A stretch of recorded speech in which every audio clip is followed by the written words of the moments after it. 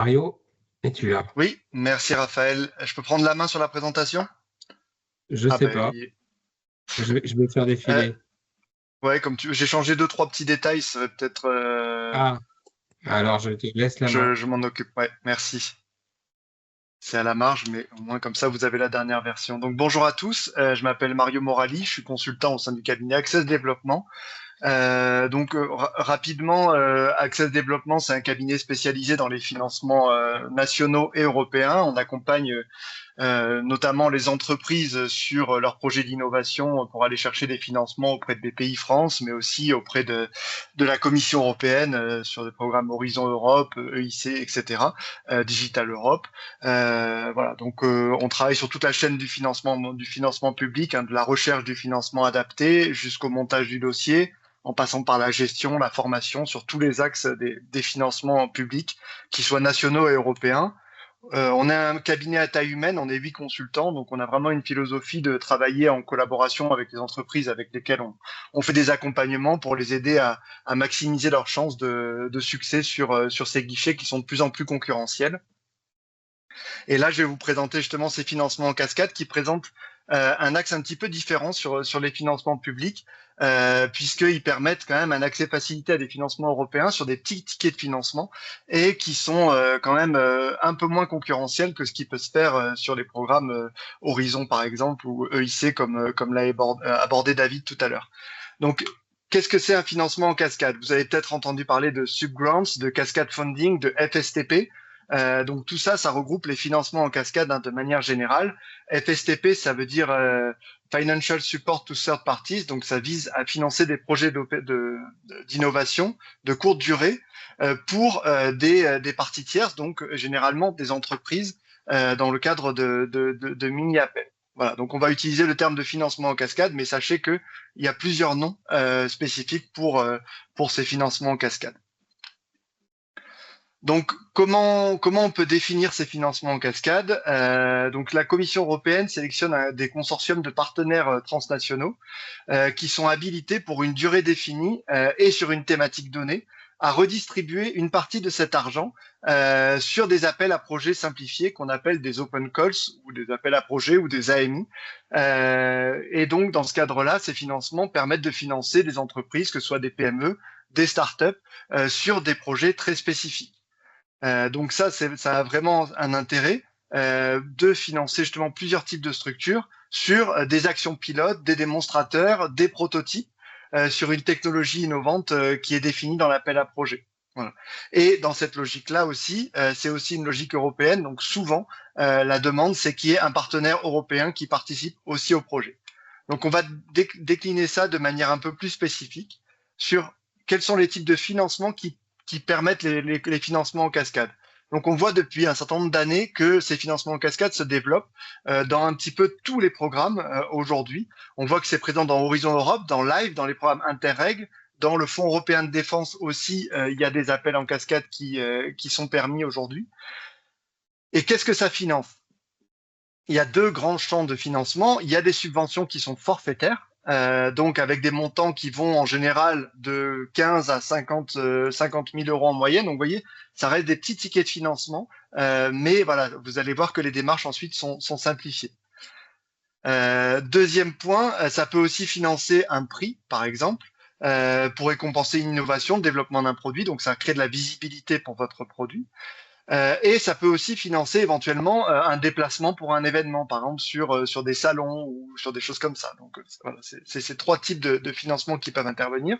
Ou alors vous pouvez avoir aussi des prestations avec des appuis d'expertise spécifiques sur la question du business, sur de challenger un peu votre innovation, sur vous aider sur de l'ingénierie, de la formation un peu spécifique pour vous aider à accompagner votre produit sur le marché.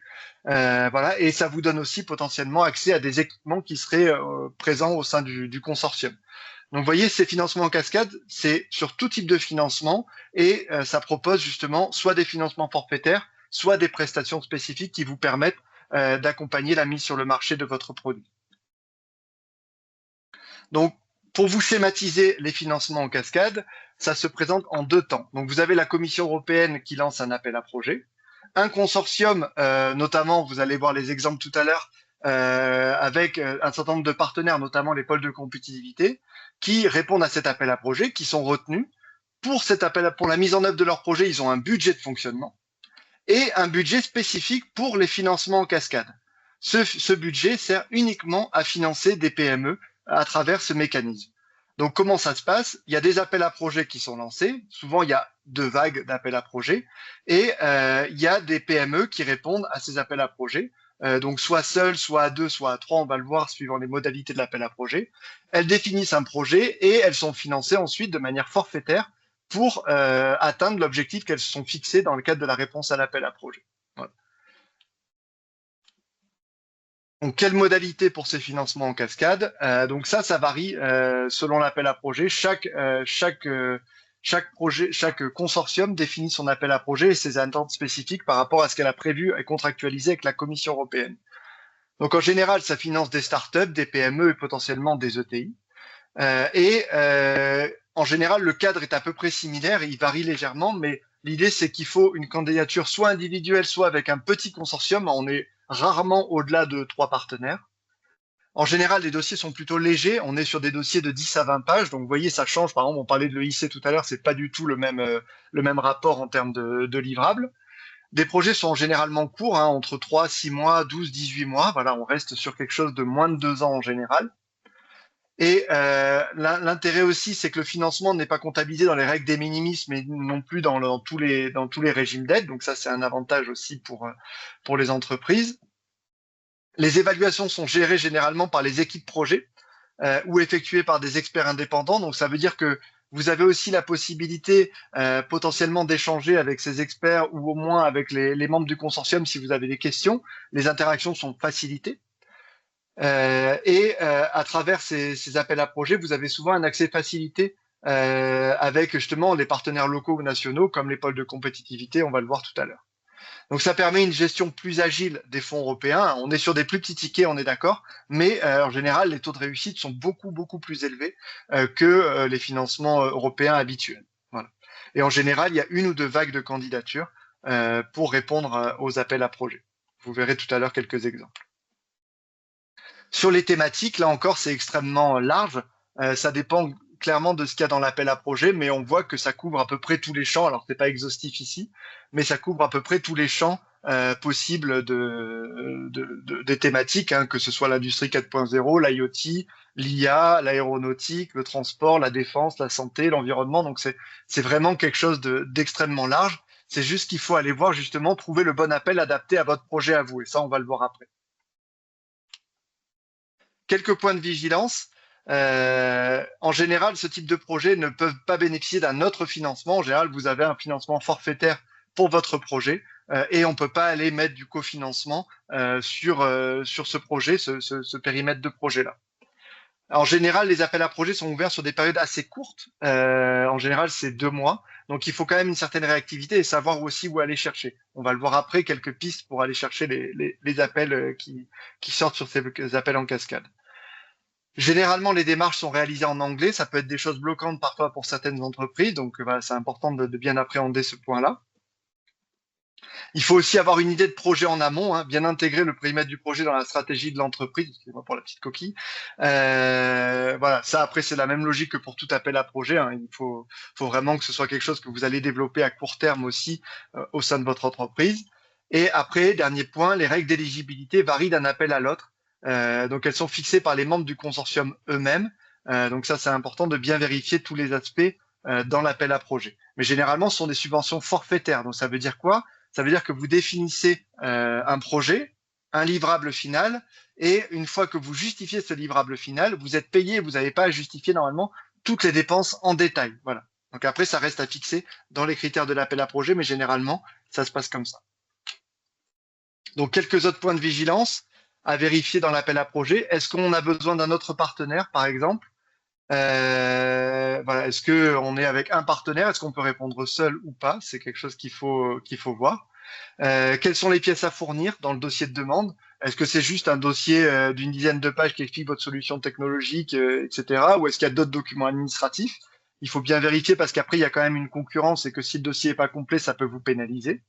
Quelles sont les modalités de versement? Ça, c'est important aussi pour anticiper les questions de trésorerie.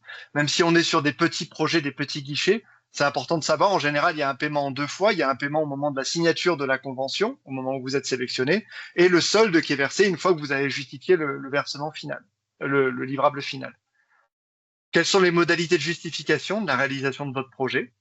Quelle sont la durée des projets qui est attendue?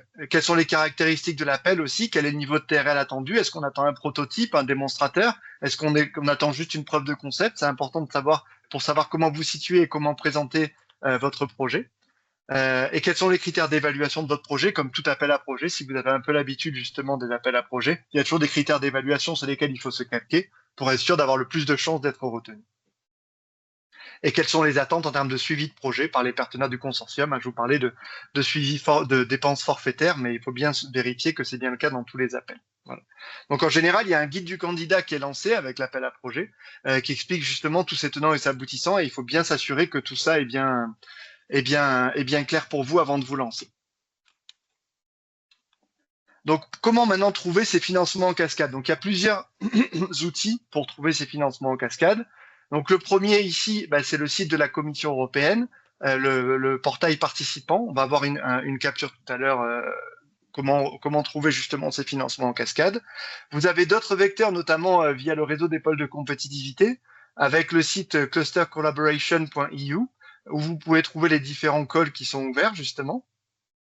Après, vous avez d'autres réseaux type LinkedIn ou les sites d'Horizon Europe.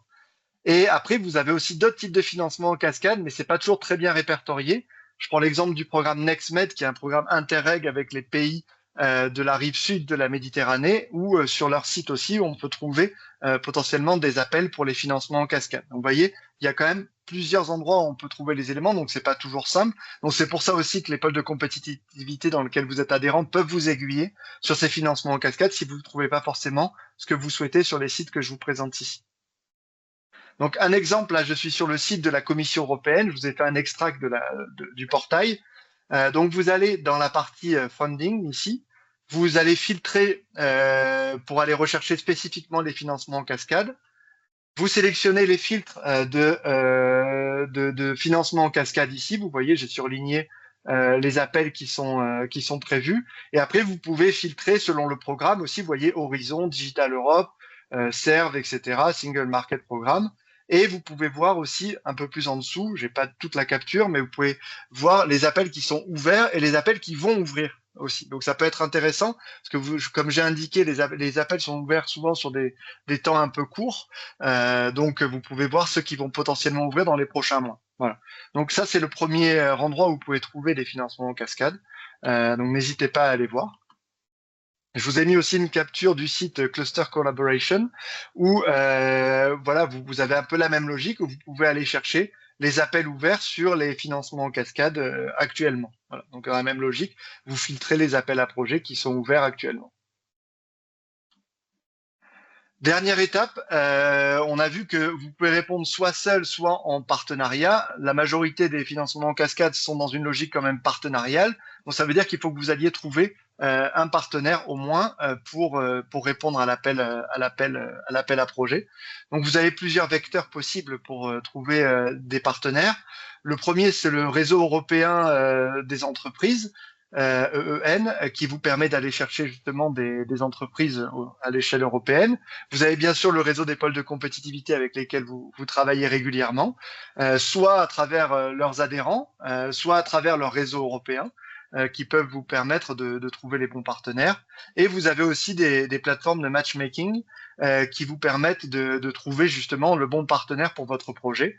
Et même parfois, pour certains projets ou pour certains calls de financement en cascade, ils proposent une plateforme pour trouver des partenaires aussi. Voilà. Donc, avec tout ça, normalement, vous pouvez arriver à monter un appel. Donc, pour résumer rapidement et pour conclure, ces financements en cascade, ça permet d'avoir vraiment un ticket de financement qui est pas extrêmement élevé. On voit que c'est jusqu'à 50 000 euros, mais c'est un accès vraiment simplifié avec une démarche simplifiée aussi qui vous permet d'avoir des financements sur un petit prototypage, un petit démonstrateur, ou même sur des formations de l'ingénierie ou challenger un peu votre modèle sur votre projet d'innovation. Voilà. Écoutez, je vous remercie pour votre écoute et je reste à disposition si besoin et je laisse la main à Raphaël pour la suite. Merci beaucoup, Mario. Alors, je vois pas de questions dans le chat, mais on a quelques minutes si certains veulent intervenir pour poser des questions. Est-ce qu'il y a des questions parmi les participants? Oui, Bruno. Oui, bonjour. Bonjour. Je voulais rebondir sur ce sujet du financement en cascade, notamment par rapport évidemment au financement BPI et ce qu'on appelait aide à la faisabilité. Donc j'ai bien compris, il n'y a pas de cumul, mais pour autant, on peut aussi financer peut-être deux choses différentes à travers à la fois le financement Europe et le financement BPI. Oui, tout à fait. Après, effectivement, il faut arriver à voir sur votre projet les différentes étapes. Après, il faut pas qu'il y ait de double financement sur ce qu'on appelle l'assiette de dépenses que vous allez présenter. Mais effectivement, là, vous parliez de la partie BPI France sur la partie faisabilité. Donc, c'est la phase très amont, confirmer que votre innovation, elle est faisable. Après, ça dépend aussi de l'appel à projet du financement en cascade. Effectivement, il y a certains financements en cascade qui peuvent financer la faisabilité. Dans ce cas-là, ça sera difficile ou alors il faudra montrer qu'on est bien sur deux périmètres différents. Ça, c'est un Oui. aspect. Mais après, par exemple, ce financement en cascade peut financer la partie suivante. Vous faites un financement BPI sur la faisabilité et ensuite vous développez un prototype ou en tout cas une partie du prototype à travers ce financement en cascade, par exemple. Donc, excusez-moi, je rebondis juste en termes de TRL, on est toujours sur des TRL plutôt faibles, d'un côté comme de l'autre, BPI comme le financement en cascade dont on parle, mais on peut peut-être avoir deux étapes et qui peuvent se cumuler. Alors pas forcément hein, sur les financements, sur l'exemple BPI France que vous donnez, faisabilité, on est très bas effectivement en termes de Oui, TRL. Hein. Ça c'est le cas. Par contre sur les financements en cascade, ça dépend de chaque appel à projet. d'accord. Et chaque appel à projet définit le niveau de TRL attendu. Il peut y avoir des appels à projet en cascade qui financent la partie plutôt prototypage, plutôt démonstrateur, donc TRL 5, TRL 7, etc. Donc après, c'est justement à voir dans l'appel à projet quels sont les critères attendus.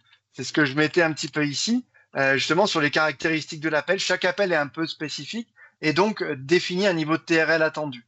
Donc il peut y avoir superposition avec un appel BPI. Dans ce cas-là, on ne pourrait pas faire financer les deux sur le même périmètre. Par contre, ça peut être dans la continuité. D'abord la faisabilité BPI et ensuite, à travers ce financement en cascade, une étape de TRL suivante. Merci pour vos explications, merci.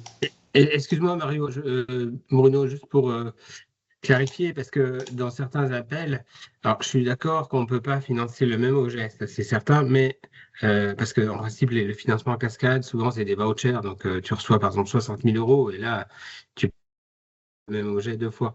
Mais nous, par exemple, je vais le présenter après, dans certains appels, on va demander un cofinancement par l'entreprise. Elle peut très bien aller chercher un complément ailleurs, dont BPI France, à condition que ce soit, bien sûr, enfin, qu'on puisse bien distinguer qu'est-ce qui finance quoi. Mais on peut imaginer un budget, par exemple, de 120 000 euros.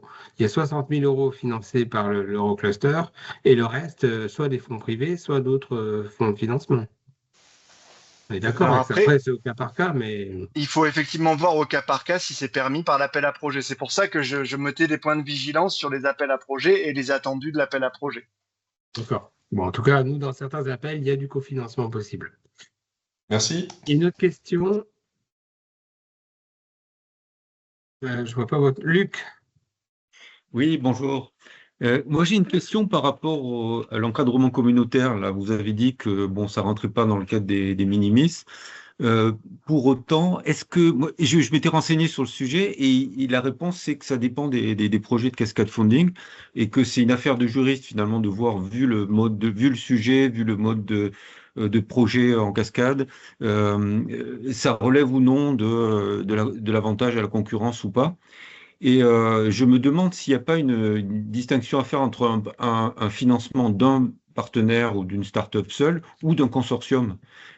Parce que voilà, donc est-ce que là, de manière générale, est-ce qu'il y a vraiment des règles établies ou est-ce que ça dépend un peu comme je l'ai dit? Parce que vous avez l'air catégorique dans ce que vous avez présenté, hein. Alors comme c'est un financement qui vient de la Commission européenne, en général, ça sort des régimes d'aide, dans la grande majorité des cas. Après, l'aide, elle est toujours individuelle. Elle se raisonne pas au niveau du consortium, elle se raisonne au niveau de la structure qui bénéficie du financement dans tous les cas.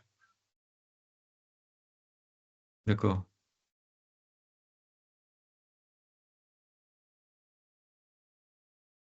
D'accord, merci. Excusez-moi, encore une petite question sur ces projets-là. En combien de temps la décision par rapport à un point T0 dépôt du dossier? Alors ça, vous aurez quelques exemples tout à l'heure, mais généralement, c'est quand même beaucoup plus rapide que des projets via la commission ou même parfois BPI, on voit que c'est de plus en plus long. En général, vous avez l'appel qui est lancé, après il y a une évaluation et à mon avis, la réponse, elle est en quelques mois, mais je pense qu'à travers les exemples qui seront donnés tout à l'heure, vous aurez une vision du calendrier assez claire. Mais c'est généralement assez rapide. Merci. Merci beaucoup. S'il y a d'autres questions, je vous propose de les poser dans le chat. On va passer à la session justement de présentation des projets Eurocluster ou projets avec financement en cascade. Le premier projet concerne la sécurité de l'Europe avec des projets sur toujours transition verte et digitale. Un projet qui s'appelle Citadel. Est-ce que Marielle est là? Oui, je suis là, Raphaël. Est-ce Bonjour. que tu préfères présenter? Tu veux que je présente ou tu le fais toi? C'est Je peut-être plus t'avais simple envoyé si les je te laisse slides, la donc main. tu peux les partager si tu veux pour suivre le flow. Allez, ça va. Alors, c'est parti. Juste le temps.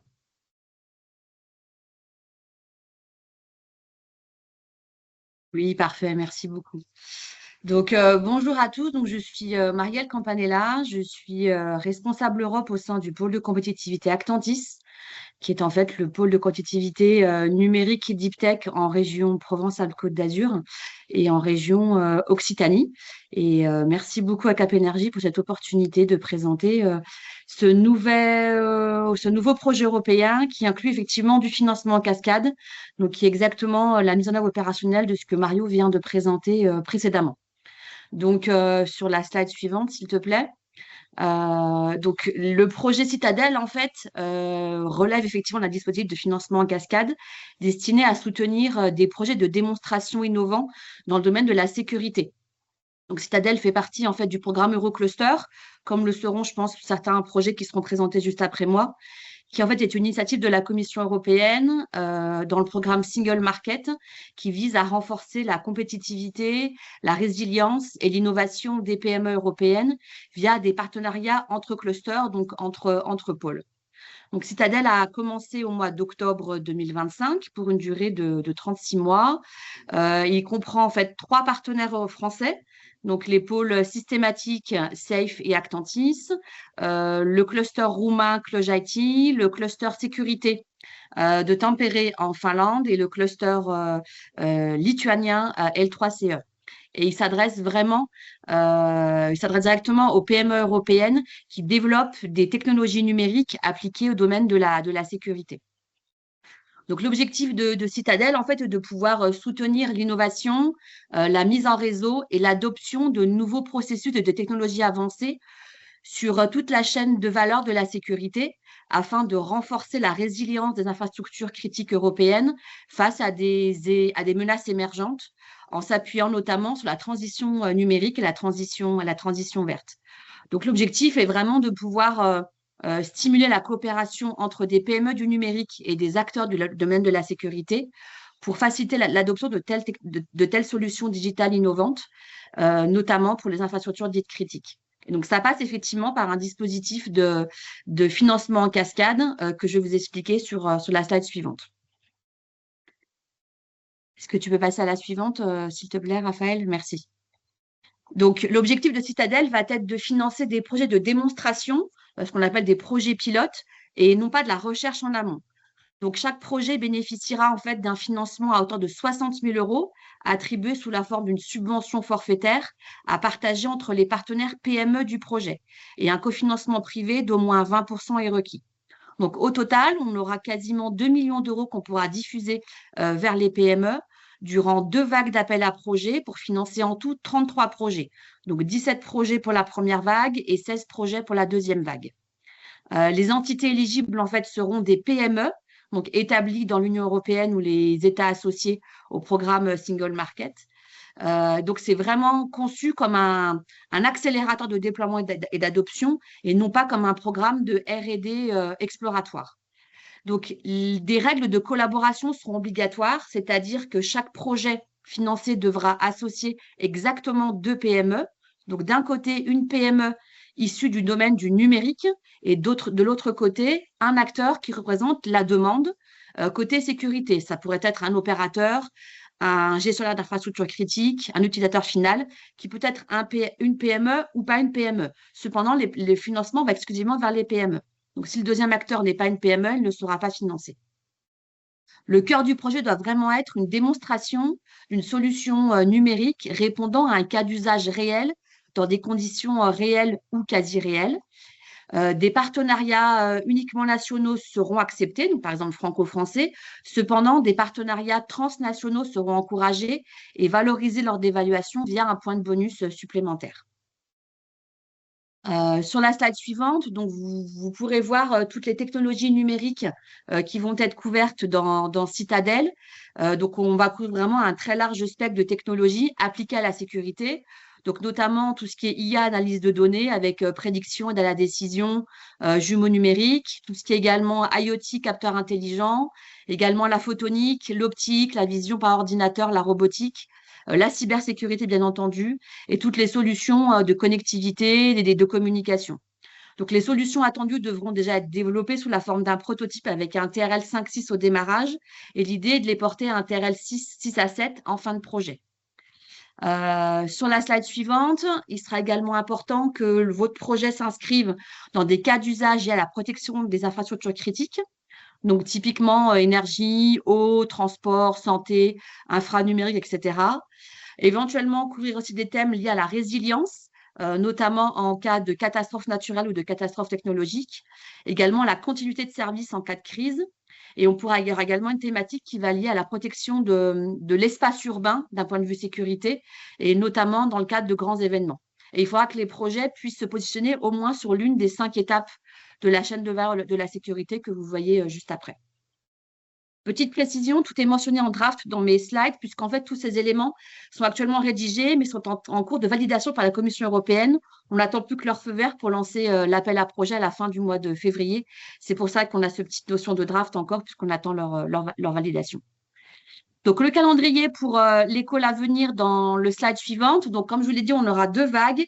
La première en 2026 est opérée par le pôle Actantis et la deuxième en 2027, sur un schéma à peu près similaire, sera opérée par le pôle Safe. Donc, vous pourrez également candidater l'année prochaine si vous ne le faites pas pour cette année. Donc, sur la slide suivante pour cette année, nous souhaitons lancer l'appel à projet donc le 24 février. Durant les mois de mars et les mois d'avril, nous allons lancer plusieurs sessions d'information et également 2 événements de matchmaking. Donc, il y aura 2 webinaires à l'échelle européenne et un webinaire spécifique en français. L'appel va se clore normalement le 5 mai avec des phases d'évaluation sur les mois de mai et les mois de juin. Les entreprises présélectionnées participeront à une session de pitch en ligne du 15 au 17 juin. Et les contrats sont attendus pour signature sur cet été, donc juillet-août, pour un lancement officiel au mois d'octobre. Voilà, donc les éléments, tout ce qui est plateforme de candidature, guide du candidat et modèle de candidature seront communiqués dès qu'ils seront validés par la Commission européenne. Donc, pour conclure, Citadel est vraiment une opportunité concrète et accessible pour les PME qui souhaitent en fait tester des solutions de sécurité numérique sur le terrain et collaborer avec des acteurs potentiels, des acteurs end-user potentiels. Donc, je vais vous mettre en lien dans le chat, juste après mon intervention, la page LinkedIn du projet qui vous permettra de suivre les derniers événements et l'annonce de toutes ces étapes clés. Et bien entendu, on reste à votre disposition pour vous accompagner sur votre candidature et si vous avez des questions par rapport à ça. Merci beaucoup. Merci beaucoup, Marielle. Je ne vois pas de questions, donc je propose de continuer. Donc, prochain appel à projet présenté par Aerospace Valley, Laure Vidal. Laure, est-ce que tu es là?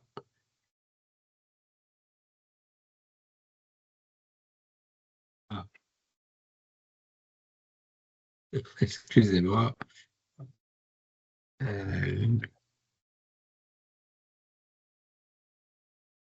Alors, je ne vois pas leur connecter, donc on va passer au prochain. Et on reviendra si besoin, je l'espère. sur celui-ci, à moins qu'il y ait quelqu'un d'Aerospace Valley connecté qui puisse présenter. Non. Je vais repartager mon écran. On va passer au prochain en espérant que Xavier, oui, je crois que Xavier est là. Oui, je suis bien là. Xavier Alberola, Alpha RLH, Hop, merci projet beaucoup, Green Raphaël. Mantis. Hop, super. Bonjour à tous, donc Xavier Alberola, donc responsable Europe pour Alpha RLH. Donc Alpha RLH, pôle néo-aquitain, basé entre Bordeaux et Limoges sur les technologies photoniques microélectroniques appliquées à plusieurs marchés cibles: santé, sécurité défense, aérospatiale, énergie, bâtiments connectés et communication sécurisée. Donc, je vais vous présenter rapidement le projet Green Mantis, qui est donc aussi un Eurocluster, comme l'a très bien présenté Marielle, mais plus concentré sur le manufacturing et l'énergie, avec comme idée centrale l'efficacité énergétique des processus industriels. Donc, on peut peut-être aller sur la slide suivante. Super, merci. Donc voilà, pour présenter rapidement Green Mantis, l'idée centrale, c'est vraiment l'efficacité énergétique pour les processus industriels manufacturiers. Donc le projet vise avant tout, avec son appel à projet, à financer des projets jusqu'à 100 000 €, des projets qui seront donc collaboratifs avec un minimum de 2 PME, je reviendrai plus loin, en gardant bien à l'esprit que c'est quelque chose qui est commun à tous les Euroclusters, il y a une limitation de 60 000 € maximum par PME. Donc on est sur des projets conséquents, mais avec un minimum de 2 PME, minimum pour nous, voire plus. On vise 3 technologies, on va dire déjà préidentifiées par la Commission européenne, qui globalement viennent toutes à l'idée de l'efficacité énergétique. Donc les technologies d'efficacité énergétique liées au système énergétique, les réseaux intelligents et les technologies industrielles transformatrices pour la décarbonisation, c'est-à-dire les technologies de manufacturing, d'advanced manufacturing, qui permettent in fine une réduction de la consommation. Voilà pour Green Mantis. On a un consortium de 6 partenaires, donc Alpha RLH, 2 partenaires espagnols, ITCAM et Solartis, un partenaire portugais, un partenaire croate, ainsi qu'un partenaire italien. Pour ce qui est de l'appel à projet en lui-même, on s'attend à des projets de 9 mois. Donc, comme je l'ai dit, minimum 2 PME européennes, c'est un minimum, ça peut être plus. Le TRL doit être de 6 et peut aller jusqu'à 8 en fin de projet. Et pour les activités éligibles sur cet appel-là, on est sur globalement toutes les activités en lien avec de la R&D, donc que ce soit du développement ou de l'adoption de technologies net zéro, ou l'adoption et la démonstration de ces technologies, leur qualification dans des environnements réels, etc., etc. L'idée qu'on attend sur ce consortium-là, sur les consortiums qui candidateront, c'est vraiment des consortiums cross-secteurs avec des entreprises qui apportent des solutions d'efficacité énergétique et des entreprises qui produisent, qui sont dans le manufacturing et qui ont besoin d'une meilleure efficacité énergétique et in fine de décarboner leur process. Voilà, slide suivante. Super. Alors, on a quelques services en plus qui viennent en supplément de cet appel à projet. Donc, on a les 100 000 € qui sont le cœur du service qu'on va fournir. Et en plus de ça, des services seront offerts aux gagnants. Donc, notre partenaire ITCAM, qui est un cluster, mais aussi un labo / centre de formation, fournira tout un ensemble de formations aux gagnants. Alors, les formations sont pour l'instant à l'état de draft sur cette slide. On a mené une enquête qu'on est en train d'étudier pour définir exactement quelles seront les thématiques, le format, etc. De même, la participation à une mission internationale sera inclue dans l'appel à projet. Alors là, pareil, les pays sont encore pas complètement définis. On serait vraisemblablement sur Canada, USA ou Japon. Donc, chaque vague d'appel à projet aura accès à 4 sessions de formation et devra participer à une des missions internationales. En plus de ça, à la fin de chaque appel à projet, à la fin de chaque session de projet, un événement de networking sera organisé où nous réunirons tous les projets qui ont été sélectionnés pour présenter leurs résultats et réaliser une session de networking. Pour certaines de ces activités, elles seront obligatoires pour les gagnants. La Commission européenne nous impose de pousser les entreprises à investir des fonds privés dans leurs projets. Alors pour nous, il y aura un taux de cofinancement de 80% sur les RH, uniquement sur les RH. Et en plus de ça, ces services-là seront obligatoires, entre guillemets, c'est-à-dire que les entreprises devront participer à ces activités supplémentaires et ce sera considéré comme, on va dire, un investissement privé supplémentaire de la part des entreprises. Voilà pour les services. Et ensuite, il me semble que c'est le calendrier plus concret pour cet appel-là. Voilà. Alors, de la même manière que pour Marielle, on est sur encore un draft. On est en discussion avec la commission pour la préparation de l'appel. Donc, on s'attend à un lancement mi-mars, début avril, en fonction de la réactivité de notre project officer, et une fin de l'appel à projet fin mai. Il y en aura un deuxième ensuite d'appel à projet qui sera de la même structure, mais en 2027. Comme pour tous les autres Eurocluster et Cascade Funding, on est sur un dossier de candidature simplifié, c'est-à-dire une dizaine de pages, pas plus. La candidature sera déposée sur une plateforme EU Survey qu'on est en train de construire. Et de même, les guidelines, la plateforme, l'ensemble des informations et des détails sera très prochainement disponible une fois que tout sera validé avec notre financeur, donc la commission. Voilà, donc si vous voulez avoir les informations au fil de l'eau, de la même manière, on a un compte LinkedIn que je vais mettre dans le chat sur lequel vous pourrez être informé dès qu'un appel sort, dès qu'un document sort, dès qu'on publie des informations. Voilà. Et s'il y a des questions, évidemment, je suis disponible.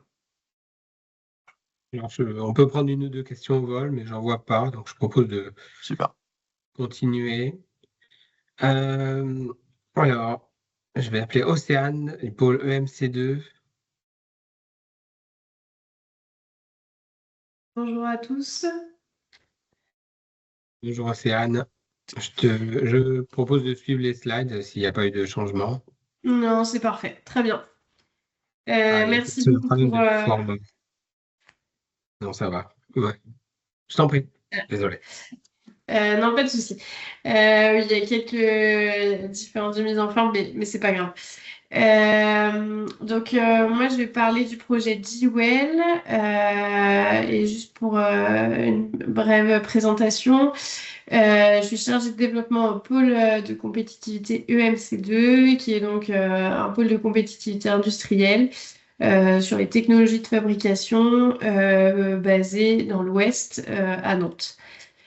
Dwell, donc on est sur également un projet Eurocluster qui cible un peu la même thématique que le projet précédemment présenté Green Mantis.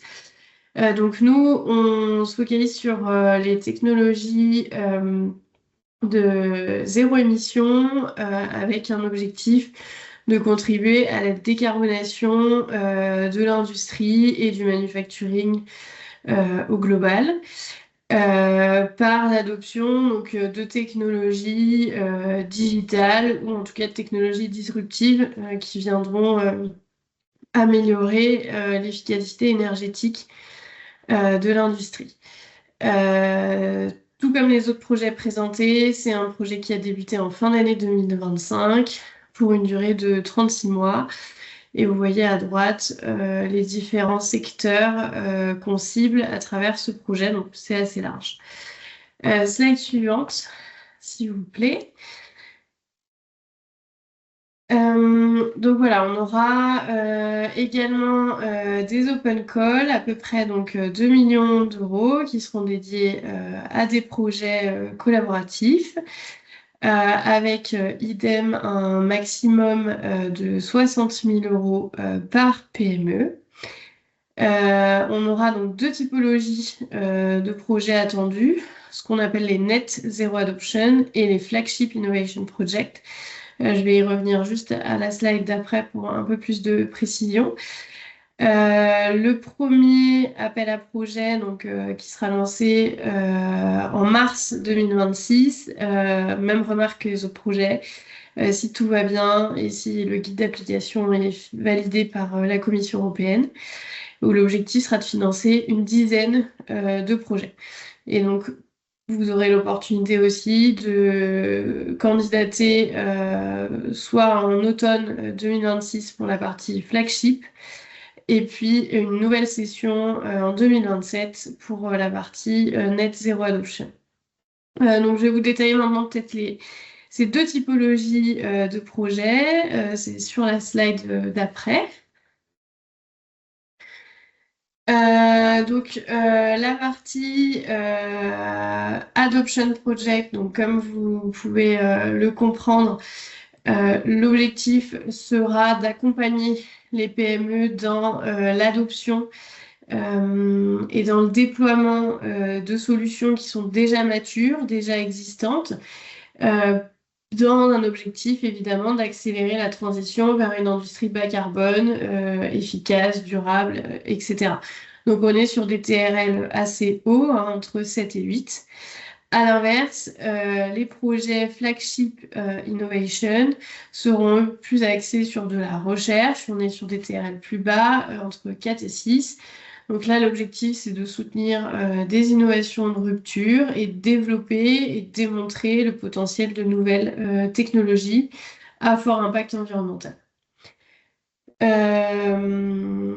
Au niveau des thématiques, on est assez large. Vous le voyez à gauche de l'écran, hein, on rejoint les thématiques aussi visées par le projet précédent. Ça va du stockage d'énergie, l'hydrogène, le réseau électrique et puis au global, toutes les technologies pour la décarbonation de l'industrie. Slide suivante, s'il vous plaît. Oui, donc voilà, ici vous avez un peu plus de détails sur ce que je viens de dire. C'est avec la différence, et quelque chose d'important que je n'ai pas mentionné, c'est que pour la partie adoption, on est sur des projets collaboratifs de 2 PME. Et pour la partie innovation, on est plutôt sur 3 PME. À chaque fois, évidemment, il faut un consortium qui soit transrégional avec différents pays impliqués. Voilà. Et puis ensuite, dernière slide. Simplement pour vous dire ici qu'on a aussi d'autres activités connexes à ces cascading, pardon. Donc il y aura tout au long du projet des workshops, des ateliers de sensibilisation sur ces technologies bas carbone. Également du mentoring et du soutien pour l'émergence de projets collaboratifs. Voilà, mais tout ça, vous l'aurez également, vous aurez ces informations au fil de l'eau tout au long du projet à retrouver sur le site internet du projet ou sur le LinkedIn du projet. Et puis, dernière information, en slide suivante, nous organisons un webinaire début mars pour présenter plus en détail le cahier des charges et les appels à projets que je viens de vous mentionner. Donc voilà, si vous êtes intéressé, n'hésitez pas à revenir vers nous. On vous donnera plus d'informations. Voilà, je vous remercie. Merci beaucoup, Océane. Alors, s'il n'y a pas de questions, je propose de poursuivre. Donc, on va retrouver les comptes. Oui, exactement. Et puis le contact ce sera plutôt ma collègue Camille, qui n'était pas disponible aujourd'hui, mais qui est référente sur ce projet. Donc, elle pourra répondre à toutes vos questions si jamais vous en avez. Merci beaucoup. De toute façon, on partagera toutes les slides aux participants. Prochaine intervention. Attendez, qu'est-ce que j'ai fait? Ah bah voilà. C'est la même présentation, d'accord. Oui. Alors, c'est moi, le prochain Renew Booster. Alors, un petit peu dans le même esprit que les projets précédents, il y a des choses tous ces projets sont issus de la même call, donc par rapport au cahier des charges, le prérequis de l'appel à projet, on s'est tous calés un petit peu sur les mêmes objectifs, notamment en arrière-plan, en fait, les deux orientations européennes que sont la Net Zero Industry Act, qui vise à développer, à déployer, à produire, en tout cas sur le sol européen, un certain pourcentage, je crois que c'est 40% des technologies propres sur le sol européen pour réduire la dépendance vis-à-vis de l'importation de matières d'ailleurs, et aussi le Critical Raw Material Act qui vise à réduire la dépendance vis-à-vis de l'importation de matériaux rares ou critiques. Et donc, comme l'ADN de Cap Énergie et leurs partenaires, c'est plutôt les énergies renouvelables et tout ce qui est connecté aux énergies, on s'est focalisé sur 3 secteurs que sont le photovoltaïque, l'éolien offshore et les systèmes énergétiques, ou plus particulièrement les réseaux électriques associés, pour mieux connecter, mieux intégrer les ENR. Donc ça, pour accélérer la transition écologique et numérique au profit d'une compétitivité industrielle européenne. Alors, le soutien financier va avoir lieu de deux façons. Donc ça, c'est la particularité de ce projet. La subvention maximum par PME reste fixée à un maximum de 60 000 euros. Et il y aura deux types de calls, soit des challenges pour lesquels on a identifié avec des grands groupes notamment des problématiques que l'on souhaite aborder et qui pourraient être réalisées du coup en collaboration avec ces grands groupes, et des calls plus ouvertes, ce qu'on appelle les open calls, où là on accueille tous les types toutes les propositions à partir du moment où on remplisse les critères de l'AAP. Donc, sur la partie challenge, alors ça paraît un petit peu compliqué, mais ça l'est pas. Et donc, on a établi en fait un process d'open innovation, c'est-à-dire que les PME vont d'abord candidater. Ils vont recevoir, et 3 PME seront sélectionnés au maximum, en tout cas présélectionnés, pour réaliser une première étape avec 10 000 euros de financement et atteindre une présentation d'un POC ou quelque chose avec un TRL 6.7. Donc, il faut que ce soit des technologies qui soient quand même assez déjà prématures, on va dire. Et ensuite, l'une des 3 PME sélectionnées qui aura répondu au challenge et qui aura été évaluée de façon positive dans un deuxième temps pourra continuer, poursuivre sa réalisation avec un financement complémentaire de 50 000 euros. Et arriver à TRL de 8,9, donc arriver vraiment à la réalisation d'un produit commercialisable. Donc ça, c'est un petit peu particulier. Je pense qu'on est le seul projet à avoir mis en œuvre ce genre de schéma. Donc ça suit un process vraiment d'open innovation. Et ensuite, pardon, hop, on va passer au call ouverte où là, il n'y a pas de challenge prédéfini. À partir du moment où on est dans les 3 secteurs, photovoltaïque, éolien offshore ou réseau électrique, et qu'on a une innovation ou qu'on propose un projet aussi d'intégration, en fait, d'innovation dans les process de production, par exemple. En fonction de ce qu'on demande, on va pouvoir financer jusqu'à 70% en fait. Si on demande peu, on peut avoir 70%. Si on demande beaucoup, on pourra financer à 50%. Donc il y a un cofinancement qui est variable en fonction de ce qu'on demande. Plus on demande, plus on obtient en financement. On peut obtenir jusqu'à 60 000 euros par PME, mais avec un cofinancement de 50%. Si on demande moins, on peut avoir des plus petits projets, mais mieux financés. Voilà. Le tout étant d'essayer de financer un maximum de PME, un maximum de projets. Toujours est-il, le cofinancement doit être au moins supérieur ou égal à 20%. Ensuite, alors, on accepte les projets monoporteurs, mais vous pouvez vous présenter avec des projets collaboratifs, donc plusieurs PME. Donc, ça multiplie, c'est 60 000 euros par PME. Donc, si un consortium se présente avec plusieurs PME d'un ou plusieurs pays, c'est possible. Voilà, il n'y a pas de prérequis particulier. Les projets doivent durer de 3 à 6 mois, donc c'est très rapide. Voilà. Et le calendrier, donc le lancement de les premiers calls est prévu pour fin février. Comme les autres clusters, le draft est en cours de relecture et validation par la Commission européenne. Comme la plupart des calls en cascade, la fenêtre pour répondre est de 2 mois. Donc l'AP fermera a priori fin avril. Ensuite, les projets seront sélectionnés d'ici mai 2026, donc un mois après, pour débuter dès juin 2026. Donc c'est très rapide, c'est l'avantage des financements en cascade. Il y aura d'autres vagues, tous les 6 mois, on va lancer ensuite d'autres appels à projets. Et là, on s'est concentré sur le premier. On a aussi d'autres activités comme les autres clusters en termes de formation et en termes aussi d'accompagnement aux entreprises avec du mentorat, de la mise en réseau et de l'accompagnement même sur du conseil pour la R&D. Vous serez informés, mais n'hésitez pas à nous contacter si vous avez des besoins particuliers. Donc, sur la plateforme Funding and Tenders, donc il y aura un formulaire à remplir pour candidater dès fin février et jusqu'à fin avril au plus tard. Si vous avez des questions, n'hésitez pas à nous contacter. Les projets pourront démarrer dès juin 2026. Ils ne peuvent pas démarrer avant. On n'accepte pas les projets en cours qui ont déjà démarré. Il faut un projet qui démarre. C'est pas comme certains appellent à projet où le projet peut être en cours. on finance que des projets qui pourront démarrer une fois sélectionnés. Voilà, j'en dis pas plus, sauf s'il y a des questions. Je vais passer la parole à Anouchka, du club de pôle mer Méditerranée. Oui, bonjour à tous. Donc Emma et Anouchka, on est chargés de mission Europe au pôle mer Méditerranée, donc qui est un pôle de compétitivité qui lui est spécialisé dans la filière maritime. Donc on est localisé en région Sud PACA, mais on couvre aussi la région Occitanie. Et donc on couvre tous les principaux secteurs de l'économie bleue, de la défense navale jusqu'à la protection du littoral, en passant par les énergies marines renouvelables.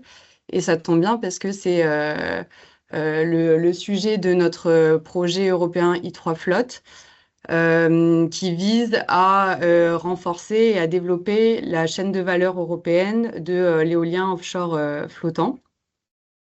Et là, c'est un peu particulier parce que c'est pas un Eurocluster, c'est un projet qui est financé par l'instrument I3, donc l'instrument d'investissement interrégionaux pour l'innovation, qui vise à soutenir des projets en phase de commercialisation et de mise à l'échelle. Voilà, donc on peut passer à la slide suivante. Et en fait, c'est un dispositif qui prévoit du financement en cascade au même titre que les Euroclusters. Donc c'est pour ça qu'on en parle aujourd'hui. Donc l'objectif de ce projet, c'est d'accélérer la mise sur le marché de solutions innovantes pour la thématique éolien offshore flottant. La collaboration interrégionale et la participation active de PME. Donc pour ce faire, le projet se subdivise en trois principales phases. La première phase, c'est qu'il va y avoir des zones pilotes, donc 4 zones pilotes dans 4 régions du consortium, en Belgique, en France et 2 en Espagne, et qui vont permettre de tester des projets de développement de flotteurs. Ensuite, deuxième phase, l'élaboration d'une feuille de route innovation de l'éolien offshore flottant et identifier surtout les futurs enjeux que va rencontrer la filière. Et enfin, ce qui nous intéresse le plus aujourd'hui, les appels, le projet va lancer 2 appels à projets. Et l'objectif, ça va être pour des PME de répondre aux enjeux qui ont été précédemment identifiés dans la feuille de route de la phase dont je viens de parler. Et en parallèle, les PME qui auront bénéficié de ces financements pourront aussi bénéficier de support donc dans l'innovation, dans la formation et des missions internationales, mais on va y revenir après. Donc, slide suivante. Merci. Donc, la première étape, ça va être la rédaction de la feuille de route innovation de l'éolien offshore flottant. Ça va être une rédaction qui va être participative dans le sens où il y aura plusieurs workshops, des ateliers d'écriture qui vont être, alors que ce soit en présentiel ou en distanciel. Et donc là, vont rassembler les acteurs de la filière, peu importe que ce soit des porteurs de solutions ou aussi des donneurs d'ordre, donc pour identifier les obstacles à venir dans le secteur et qui vont permettre la définition des challenges après pour les futurs appels à projets. Donc, le premier workshop va se tenir le 25 février prochain à Montpellier. Donc, toute une après-midi sera dédiée à l'écriture de cette feuille de route. Donc, si vous voulez prendre part à l'écriture de cette feuille de route, n'hésitez pas alors, il y a le lien d'inscription qui est sur la présentation, mais n'hésitez pas à revenir vers nous aussi pour avoir plus d'informations. Et l'objectif, c'est que cette feuille de route soit finalisée pour juillet de cette année. Encore une fois, là, le projet a commencé en octobre. Donc, c'est un calendrier qui est un peu estimatif, même sur le lancement des appels à projets. Mais voilà, si on réalise toutes les activités en temps et en heure, c'est un calendrier qui est pertinent. On peut passer à la slide suivante. Et donc, vous l'aurez compris, cette feuille de route va impacter les futurs appels à projets qui seront lancés donc, en septembre 2026 pour la première vague d'appels à projets. Et il y aura une deuxième vague d'appels à projets, donc vraiment similaire, hein, mais en avril 2027. Et donc, l'objectif, c'est pour 50 PME de répondre aux challenges qui ont été identifiés dans la feuille de route, mais aussi à des challenges plus spécifiques qui sont qui vont être définis par des donneurs d'ordre. Et donc, comme les Euroclusters, les PME pourront être financées jusqu'à 60 000 euros. Et il y a en tout 3 millions qui sont dédiés dans ce projet pour du FSTP. Et vu que c'est des projets en phase de mise à l'échelle ou de commercialisation, on attend un TRL 6. Et les PME pourront candidater, donc comme pour Renew Buster, soit seuls, soit à plusieurs. Et on peut passer à la slide suivante. Et en termes d'éligibilité, les PME doivent être localisées dans les régions qui sont les régions partenaires du consortium. Donc voilà, en Espagne, en France, en Belgique, en Italie, Bulgarie, Pologne, Portugal, mais aussi dans les régions les moins développées au sens de l'Union européenne et des régions ultra-périphériques.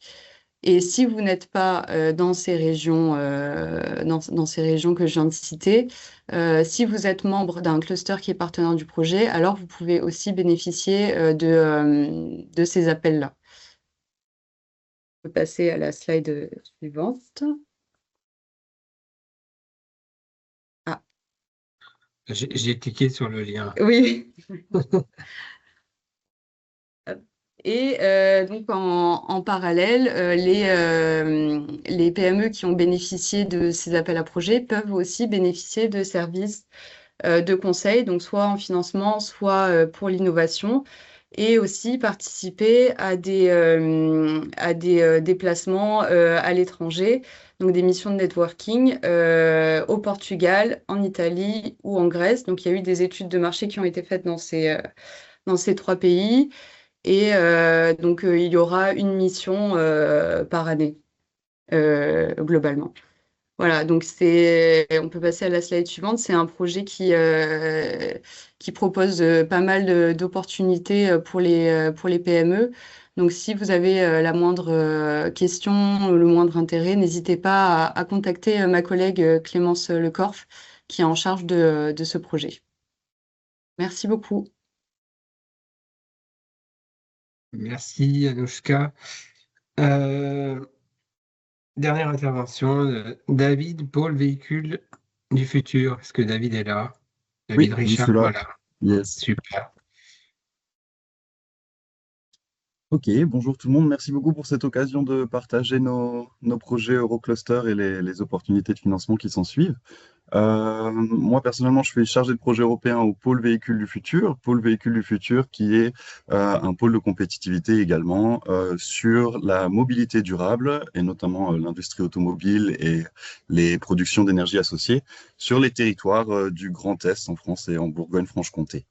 Et en l'occurrence, on fait partie du programme Eurocluster sur le projet Resist. Et l'objectif de Resist, d'une manière très similaire aux autres projets présentés, est d'accélérer le soutien aux PME dans l'innovation afin qu'elles résistent mieux aux transitions digitales, énergétiques, écologiques amorcées par l'Union européenne. Dans le cadre de Resist, nous financerons 2 appels à projets innovants à partir de mai, et en l'occurrence sur les innovations produit ou innovation en process. Si on peut aller sur la slide suivante. Et Resist, c'est un consortium de pôles de compétitivité en grande majorité, mais on a aussi un pôle d'aide, au développement technologique. On est basé en Espagne, en France, en Pologne, en Tchéquie et en Ukraine. On se concentre essentiellement sur l'écosystème mobilité, transport, automobile. Le but étant, voilà, c'est ce secteur qui est notre spécialité à chacun sur ces pôles de compétitivité. C'est comme ça qu'on pourra vous proposer le meilleur accompagnement également. Je peux passer à la slide suivante, s'il vous plaît. Donc, au sein de Resist, le but est effectivement de soutenir nos PME dans leur transition, comme je l'ai déjà dit. Et en l'occurrence, nos thématiques sont aussi net zéro émissions, c'est-à-dire la réduction des émissions carbone des PME et puis l'arrivée aux émissions neutres d'ici à 2050, ainsi que une meilleure utilisation des matières premières critiques ou la mise en circularité ou une réduction des matières premières critiques. Et on peut recevoir via les financements de Resist 20 000 euros de financement en cascade également sur des projets portés par une PME individuelle et 30 000 euros pour des projets en consortium à plusieurs PME. Petit détail, parce que c'est une question qui peut revenir sur les autres Euroclusters également, il me semble que d'autres organisations que des PME peuvent participer sur les projets. Il faut simplement trouver une manière judicieuse de les faire participer. Elles ne pourront pas recevoir les financements directement, mais on peut imaginer qu'une autre organisation, type une université ou quoi, puisse participer en tant que prestataire ou organisation tierce payée pour un service. Je le dis comme ça parce que je pense que ça peut compter pour les autres aussi, mais à vérifier également. Et donc, 20 000 euros pour projet individuel, 30 000 euros pour projet en groupe, sur 2 appels à projets, comme mentionné avant, innovation en procédé ou innovation en produit, ce qui vous permet d'atteindre jusqu'à 60 000 euros de financement quand les PME proposent des projets sur les 2 appels à projets. Slide suivant, s'il vous plaît.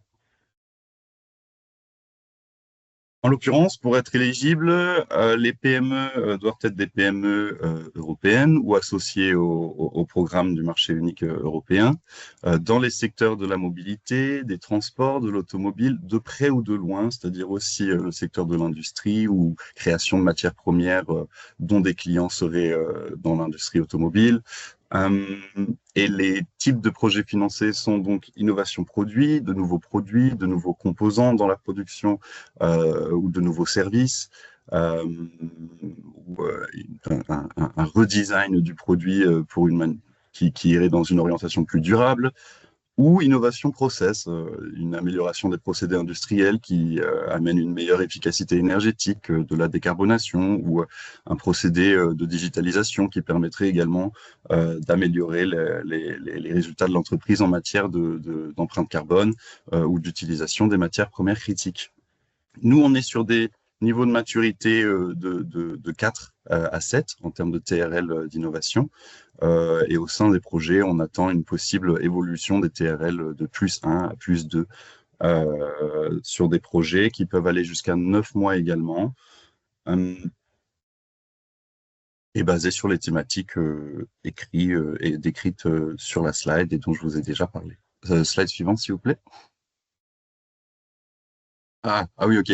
J'avais renvoyé un lien pour les comment dire, pour cette slide, puisqu'elle ne fonctionnait pas la première fois. Mais je vais le faire comme ça. En gros, non, aucun problème. En gros, à l'heure actuelle, on a un appel à manifestation d'intérêt qui dure jusqu'à la fin de février, dont je vais mettre le lien après ma présentation dans le chat, qui est en lien. Et en fait, cet appel à manifestation d'intérêt permettrait aux entreprises sélectionnées de recevoir un accompagnement tout privilégié sur leur réponse aux appels à projets qui seront ouverts en mai 2026 et à nouveau l'année prochaine en 2027 pour une évaluation et des résultats qui devraient arriver sur septembre-octobre. En l'occurrence, on a un appel à manifestation d'intérêt qui est en ligne et je vais vous mettre le lien. Dans lequel on peut commencer à présenter son entreprise et son idée de projet, voilà, afin d'être sélectionné et de recevoir un accompagnement par des experts indépendants sélectionnés par les pôles de compétitivité, voilà, qui vous permettent vraiment de répondre sereinement aux appels à projets et de les rendre plus accessibles. Et donc, si ça vous intéresse, je vous invite tout particulièrement à répondre à cet appel à manifestation d'intérêt, ouvert jusqu'à fin février. Voilà, c'est les informations plus importantes. Nous aurons également des opportunités de networking. Nous aurons également des opportunités ou des ateliers de matchmaking, de réseautage dans les différents pays du projet Résiste. Donc un peu des bénéfices très similaires à ce qui a été mentionné pour les projets précédents, ainsi que des formations et des aides pour de upskilling et de reskilling dans l'orientation des thématiques du projet Résiste. Slide suivante, voilà. Pour candidater, je vous invite principalement à répondre donc à l'AMI, à l'appel à manifestation d'intérêt dont le lien est sur la slide maintenant. Toutefois, si vous ne le faisiez pas, vous aurez encore l'occasion de répondre aux appels à projets en mai. Mais voilà, c'est un accès tout privilégié et tout facilité une fois sélectionné au travers de l'AMI. Donc, c'est vraiment comment dire, une échéance intéressante pour qui voudrait répondre à ces appels à projets. Et voilà, je pense que j'ai à peu près tout dit. Donc, merci à vous. Je vais mettre les liens dans la conversation. Et merci encore pour cette opportunité de présenter nos projets. Merci à toi, David. Alors, je regarde si entre-temps on a récupéré quelqu'un de Aerospace Valley. Je crois que non. Si. Ah. Oui, on est là. On est désolé du retard. On avait prévenu qu'on pouvait être là qu'à partir de 11h parce qu'on avait un autre événement avant. Donc, désolé pour le retard. D'accord, désolé. Elisa étant malade aujourd'hui, j'ai pris le relais, donc il se peut qu'on ait eu voilà, quelques informations qui m'ont échappé. Donc, c'est pas grave. Est-ce que je vous passe la main ou je présente? C'est comme vous le souhaitez. Vous pouvez présenter directement. Allez, alors, je vais reprendre.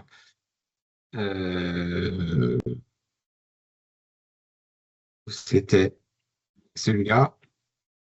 Mince. Voilà. Pourquoi? Voilà.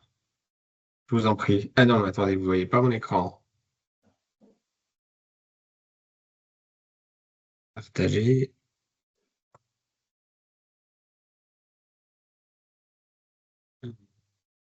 Je vois qu'il y a une question dans le chat. On peut. J'ai pas vu s'il y avait des questions, pardon. N'ayant pas accès en fait au chat quand je présente. On y répondra juste après cette présentation, si vous voulez bien. Alors, ça en clôture cette partie-là. Là, voilà. Parfait. On voit tout, merci beaucoup.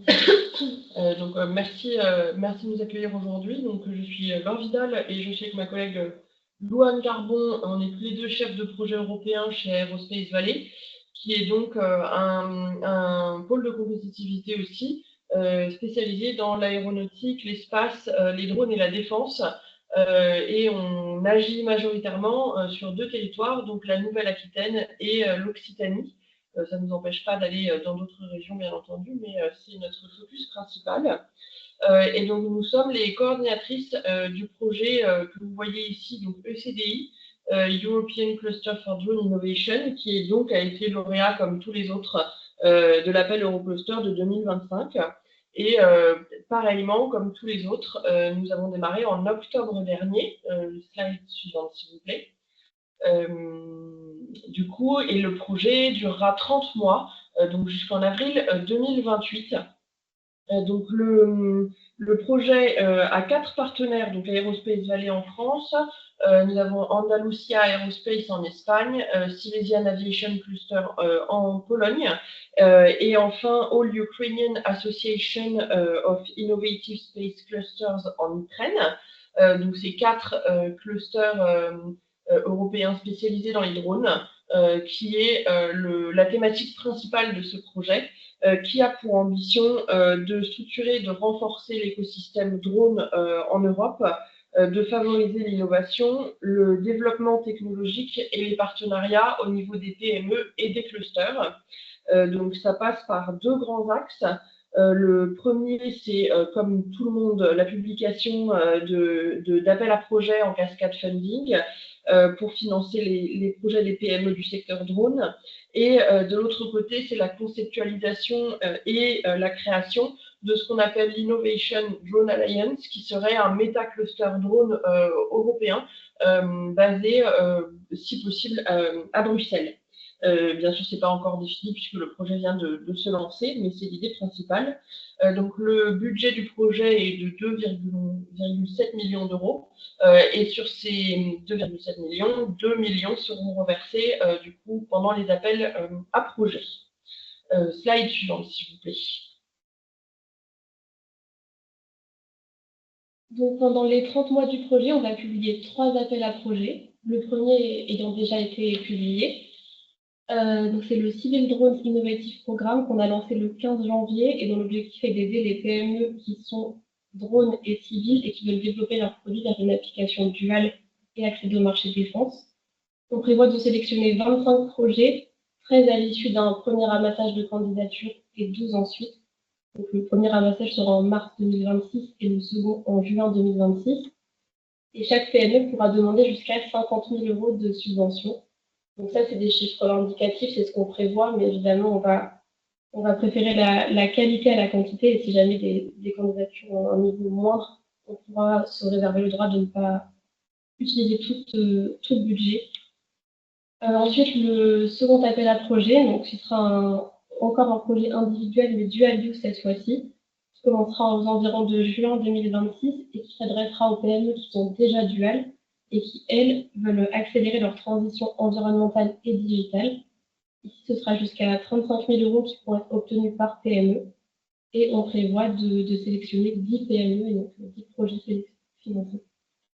Et enfin, un troisième appel à projet aux environs d'avril 2027, avec le même objectif que le précédent, mais qui cette fois s'adressera à des consortiums de 2 PME par projet. Donc, ça peut être un appel intéressant pour les PME qui sont uniquement prestataires de services ou software only, qui ne sont pas éligibles à l'appel à projet ouvert actuellement, mais qui pourront l'être à cet appel-là, en s'associant à une PME manufacturière dans le consortium de 2 PME. Donc, ce sera normalement 5 projets financés, donc 10 PME puisque 2 PME par projet. Et chaque PME pourra obtenir chaque projet pourra obtenir jusqu'à 73 000 euros à répartir entre les 2 PME du consortium. Slide suivante, s'il vous plaît. Donc, l'appel à projet qui nous intéresse le plus aujourd'hui, c'est le Civil Drones Innovative Programme, puisqu'il est actuellement en cours et qu'il est donc déjà possible de candidater. Et donc, l'objectif, je le rappelle, c'est pour les PME du secteur civil de développer leurs produits vers le double usage pour atteindre un nouveau marché, donc le marché de défense, en répondant aux enjeux sociétaux, environnementaux, de défense et de sécurité actuels.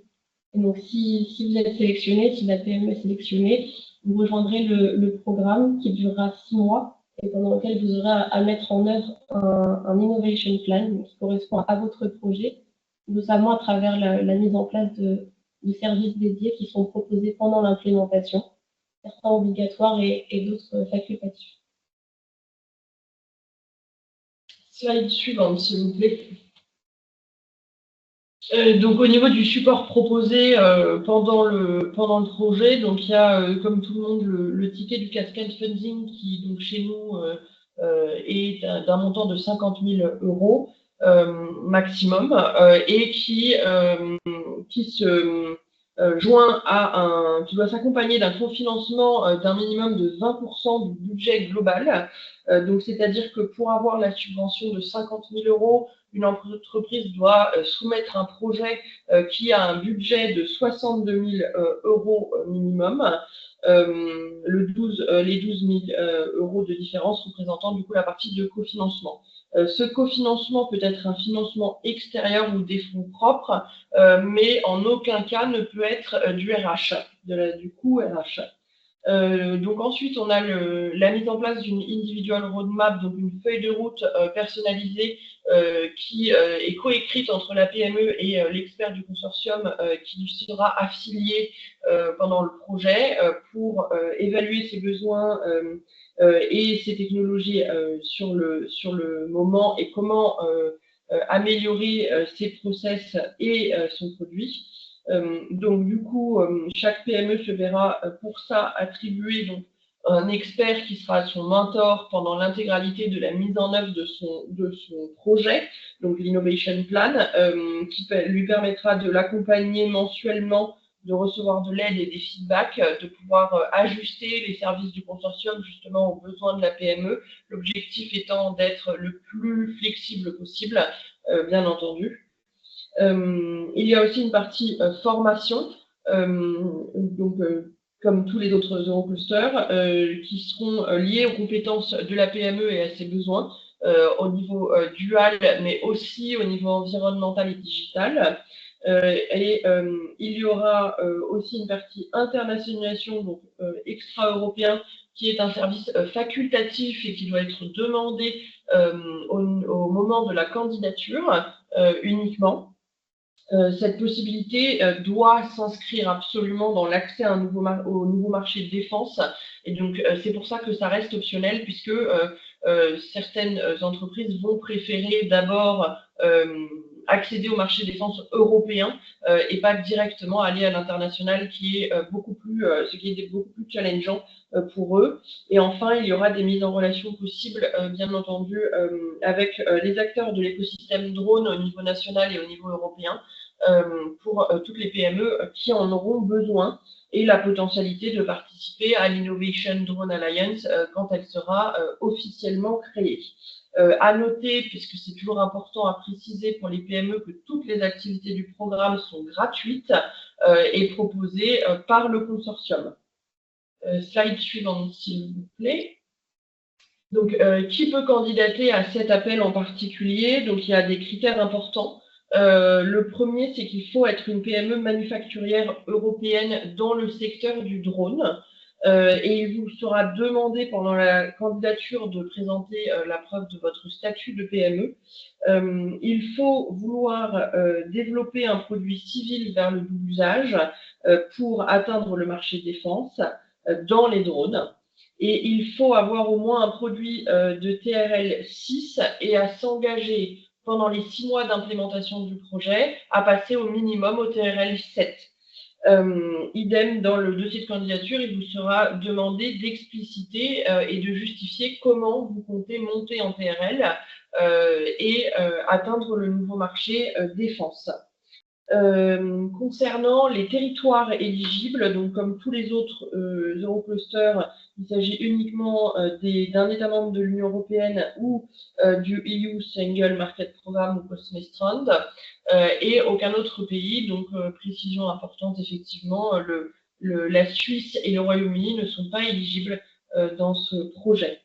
Concernant la timeline du coup de cet appel à projet, les dates à retenir importantes. Donc, vous avez la première date de ramassage qui aura lieu le 16 mars 2026 à 17h heure française, et la deuxième date de ramassage qui sera le 15 juin 2026, 17h heure française.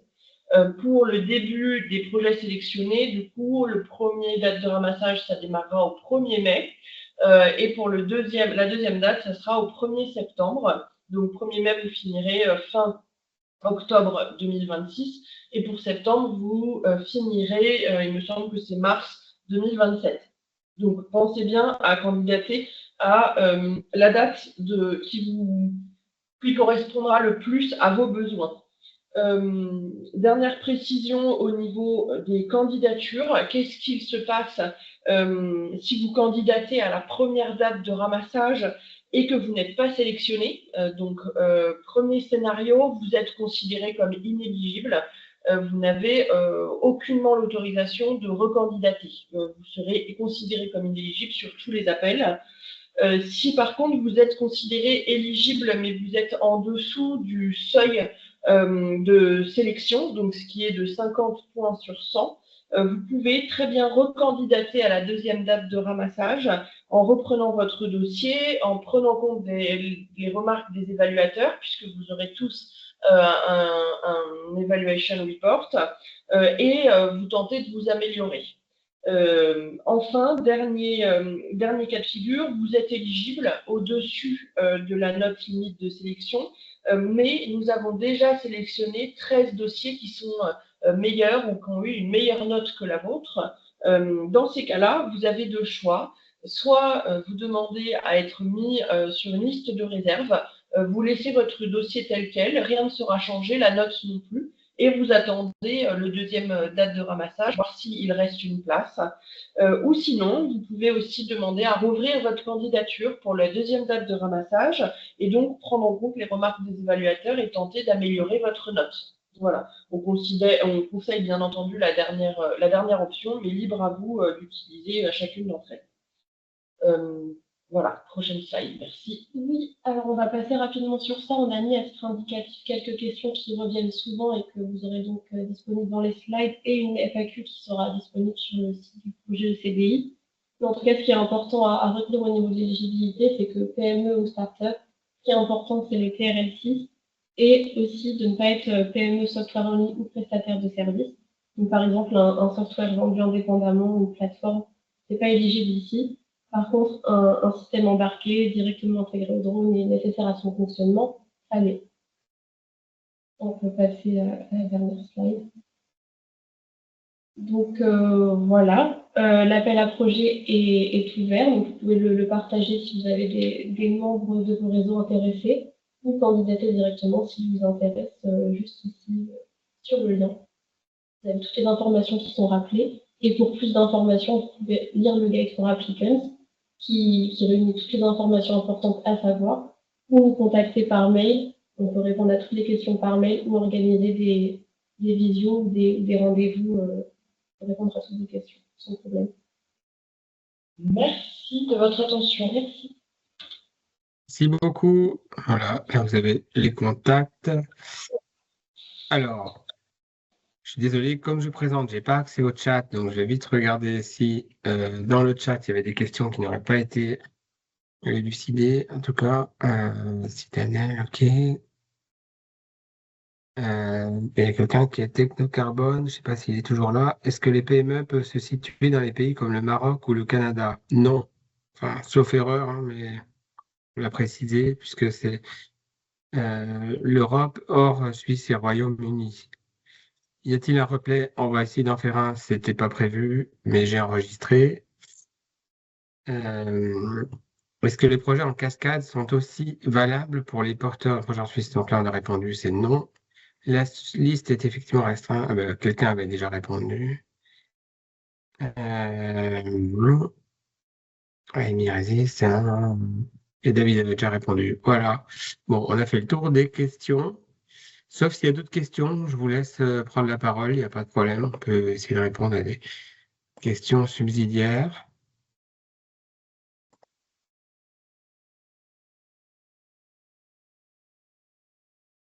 Pas de questions. Alors, je remercie déjà tous les présentateurs, les Eurocluster ou Call II3.